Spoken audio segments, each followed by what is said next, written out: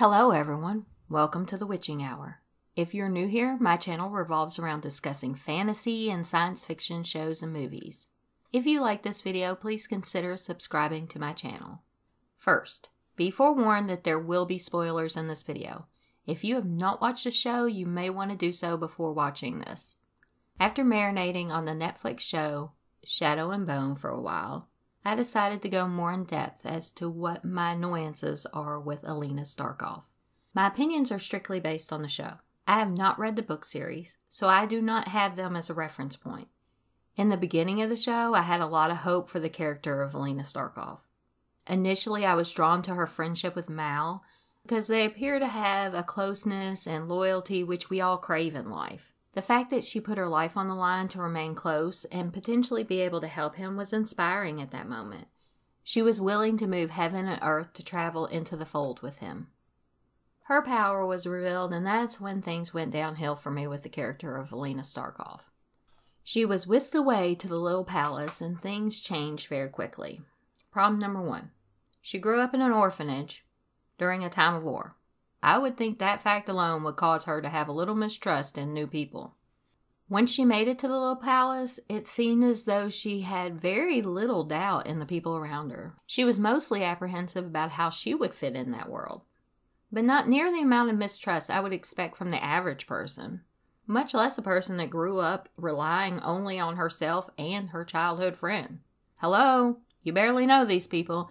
Maybe take a step back and observe what's going on and what these people's motivations are. Which brings me to the glaring problem of her friendship with Mal. This is the number one reason I didn't like Alina. At one point, she basically describes Mal as her true north. They've known each other since the orphanage. He's off at war. In the background, he's fighting tooth and nail to get back to her to ensure her safety. Meanwhile, what kind of loyalty is Alina showing? She writes him letters for a short time and waits for letters in return. When they don't arrive, she basically gives up on their friendship. She's not overly curious as to whether he's getting her letters. I mean, there is a war going on. Maybe he's a tad bit distracted. Maybe he's sick, hurt, or even dead. Does she openly consider any of these? Nope. Maybe the powers that be are trying to separate them. Does she search for answers? Nope. Does she refuse to train until she hears from her true north? Nope.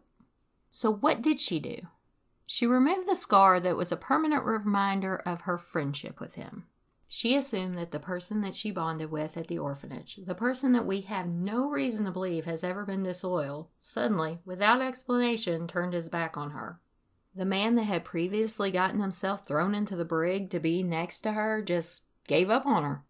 She barely bats an eye at these strangers that could have questionable intentions. I mean, Jenya went as far as to warn her about powerful men, but instead she forms an instant bond with General Kerrigan. But the person that has proven his loyalty is so easily thrown aside. Again, I'm going strictly by the show, but why would the writers make your main character, the hero of the first season, a naive and disloyal person? Instead, what shines through is that Mal is really the loyal one. The one that has stopped at nothing to reach Alina. He never doubted Alina. He feared for her safety because in his mind she may have went off to the little palace and it could be filled with ill-intentioned people. She could be in danger and he needed to get back to her. That entire sequence of events doesn't even make sense. Even if they were going to make her give up on him, they should have done more to build up to it. But instead, what we get is a poor guy that's loyal to a fault, and he gets cast aside like an old pair of shoes by a person that has been labeled multiple times in this show as a saint. No part of me buys that, and it makes zero sense. Let me know what you think in the comments down below. If you like this video, please give me a thumbs up and consider subscribing to my channel. Have a great day.